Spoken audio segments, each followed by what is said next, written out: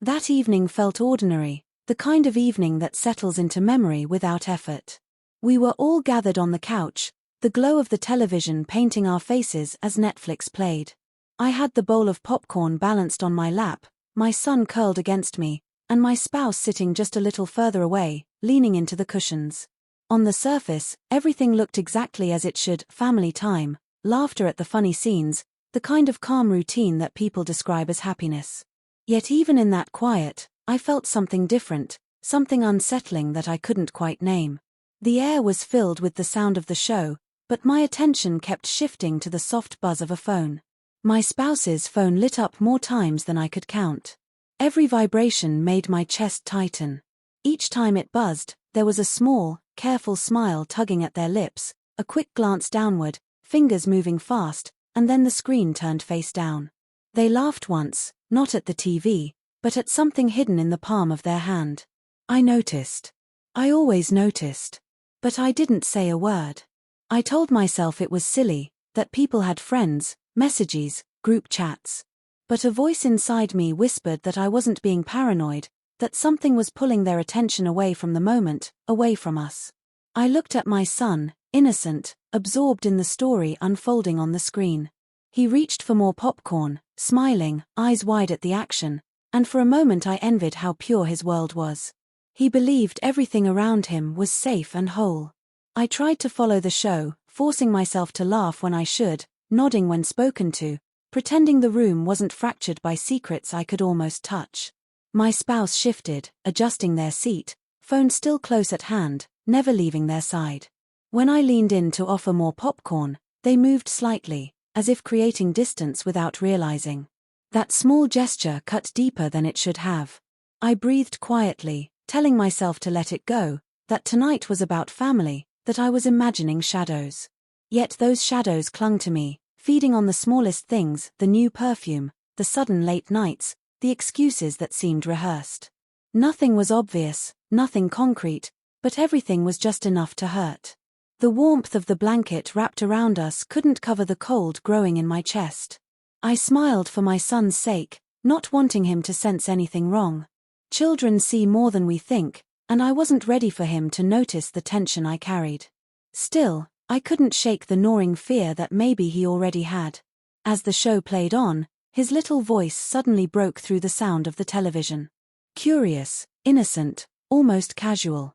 He asked something small, something that pierced me more sharply than any late-night whisper in the dark. I froze, my heart catching in my throat, knowing deep down that this moment would change everything. Word count, 573 white heavy checkmark. Do you want me to continue with section 2 in the same flowing, faceless narration style, minimum 570 words again? His words were so simple, spoken without hesitation, as though he had asked what was for dinner. Yet they hung in the air like a secret I wasn't meant to hear. My son turned his face up to me, wide-eyed, his tone filled with innocence, and said something that twisted the room into silence. For a heartbeat I thought I misheard him, that my mind had created the sentence out of the fog of my own doubts. But the look on his face told me it was real. Children don't invent truths like that. The television kept running, scenes changing, dialogue filling the room, but all of it dissolved around me. I couldn't even breathe properly. I turned toward my spouse, searching for their reaction. Their body stiffened, their smile was forced, and then they laughed far too quickly. Kids say the strangest things, don't they? They said, brushing the words aside as though they carried no weight. But they did. I felt their weight pressing down on me, crushing the fragile sense of peace I had been holding together. I studied my son's face, the way his expression stayed unbothered, even cheerful. He didn't realize the storm his question had created. He said it because it was true for him, because to him there was no harm in repeating what he had seen or heard. His small hand reached for another handful of popcorn as though nothing had shifted, but I couldn't bring myself to look away. My heart was pounding, my throat dry, and every instinct told me to demand an explanation, to shout, to tear down the thin walls of lies that had been built between us. But I didn't. I forced myself to stay silent. The weight of the words echoed louder than any confrontation could. I thought about the late nights, the phone calls cut short when I entered the room, the lingering scent of cologne that didn't belong to us. My son's innocent voice had tied all of it together with a knot I could no longer untangle. My spouse reached over, ruffling our son's hair, chuckling again, repeating that children imagine things. The tone was light, but their hand trembled slightly, a detail I couldn't ignore. It wasn't the laugh of someone comfortable, it was the laugh of someone trying to bury the truth. And in that moment, I felt the first spark of certainty. I had been living with shadows, and now they were beginning to take shape. The rest of the show was a blur. My eyes were fixed on the screen, but I absorbed nothing. Inside, questions raced in circles, each more painful than the last. Was it true? How long had this been happening? Who was it with? And the most unbearable, why wasn't I enough? The room felt smaller with every breath, as though I were trapped inside a space filling slowly with water. When the credits rolled, I smiled weakly at my son and tucked him into bed later that night. His small body curled beneath the blanket, safe and unaware of how his words had broken me. I kissed his forehead and whispered goodnight, all the while my chest heavy with the knowledge that tomorrow could not be the same. I returned to the living room, where my spouse sat scrolling their phone again. The screen's glow lit up their face, cold and detached. I sat across from them, the silence thick between us, the kind that spoke louder than words. Every second that passed confirmed what I already knew. I couldn't ignore it anymore. I had to know the truth, even if it destroyed me. Word count, 579 white heavy checkmark. Would you like me to move on and craft section 3 with the same style, hitting the 570 plus word target? That night I lay awake, my body beside them but my mind miles away. Sleep refused to come. My son's words repeated in my head like an echo I couldn't silence. Every laugh, every late-night message, every sudden trip out of the house fell into place with painful clarity. My heart wanted to deny it, but denial was no longer possible. The next morning, while the house was quiet, I reached for their phone. My hands trembled, my breath shallow.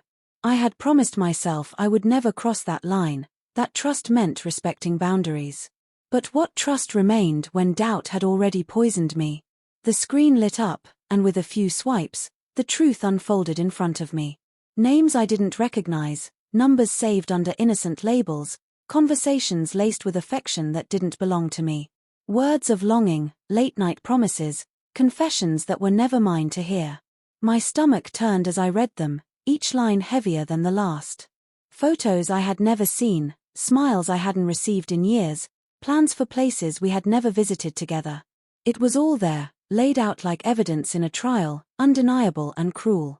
I closed the phone and placed it back carefully, my hands cold. I wanted to scream, to confront them immediately, to break the silence that had kept me prisoner. But the sound of my son's footsteps in the hallway held me back. He ran into the kitchen, asking for breakfast, his face bright and innocent, untouched by betrayal. I swallowed my rage for his sake. Children deserve stability, I told myself. He deserved laughter in the morning, not tears at the table. Later, while dropping him off at school, his words returned again. He spoke without guilt, telling me about the flowers someone had given, about how Mommy smiled differently that day. He didn't know he was opening wounds. To him, it was nothing more than another story, like the ones we told at bedtime. But to me, it was confirmation. It wasn't just messages or hidden smiles, it was real. It had stepped out of secrecy and into the world my child could see. That evening, I waited until the house was still. My voice was quiet when I spoke, but the weight behind it was sharp. I asked simple questions. Where had they been? Who had they spoken to? Why had I seen those messages? They looked at me with a mixture of shock and anger, their face changing in an instant. Excuses poured out, friendship, misunderstanding, exaggeration. Each denial cut deeper because I had already seen the truth. I didn't shout. I didn't throw things. I simply stared, letting the silence stretch until it became unbearable. Their words stumbled, their explanations trailed off, and I saw the guilt etched into their eyes no matter how much they tried to hide it. My heart felt both heavy and empty at once, like it was carrying a weight it could no longer hold. When the confrontation ended, nothing was resolved. They walked away, claiming I was paranoid, that I had twisted things. But the evidence still lived in their phone, and the truth still lived in my son's innocent testimony. I was left in the living room alone, surrounded by shadows, my chest tight, my hands shaking. I knew in that moment that everything had changed. The trust was gone, the love was fractured, and even if the house looked the same, it no longer felt like home. Word count, 585 white heavy checkmark. Do you want me to go ahead and finish with section 4 in the same deep, faceless style, 570 plus words? The days that followed blurred together, each one heavier than the last. I carried myself through the motions of routine, making breakfast, packing lunches, tidying the house, yet nothing felt real anymore. The laughter I forced for my son was brittle, breaking as soon as it left my lips. My spouse moved around the house like a stranger, silent one moment, defensive the next.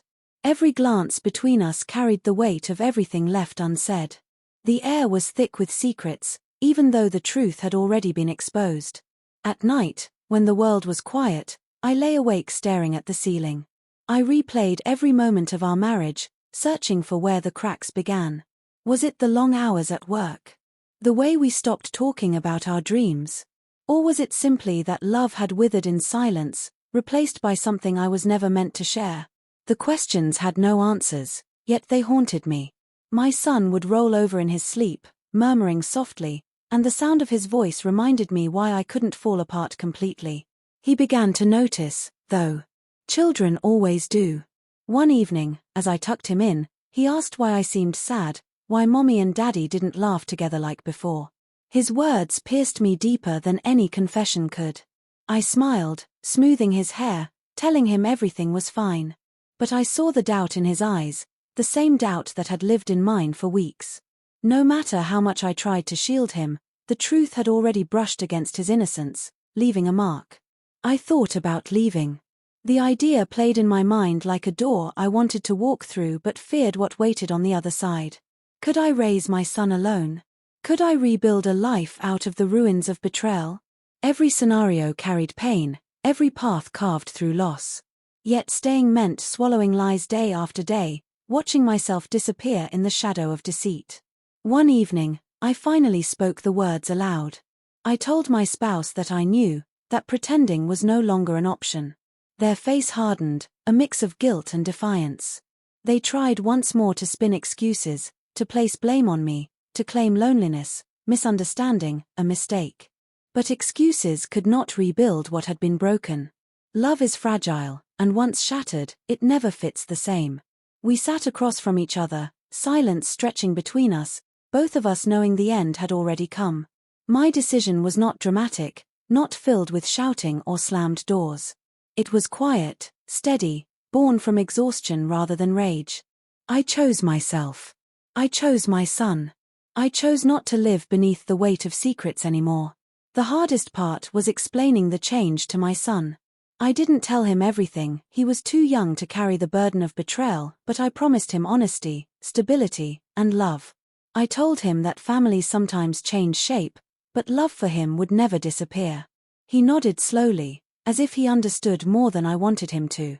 His small hand slipped into mine, and in that moment, I felt a strength I thought I had lost. Now, when I think back to that night on the couch, the Netflix show we never really watched, I realize it wasn't the story on the screen that mattered. It was the words my son spoke, innocent and unfiltered, that pulled back the curtain I had been too afraid to lift. It was the truth I had been avoiding, delivered by the one voice I could never doubt. I will always remember the sound of the television in the background, the glow of the screen, the taste of popcorn in my mouth. But above all, I will remember my son's voice, steady and pure, as he revealed what I had been too blind to see. That moment was the end of one life and the beginning of another, a painful lesson written in silence and betrayal. And though it broke me, it also set me free. Word count, 582 white heavy checkmark. Now you have the complete 2,000+ word narration script across 4 sections in faceless storytelling style. Do you also want me to refine it into a continuous single script, without section breaks, so it flows perfectly for your faceless video narration?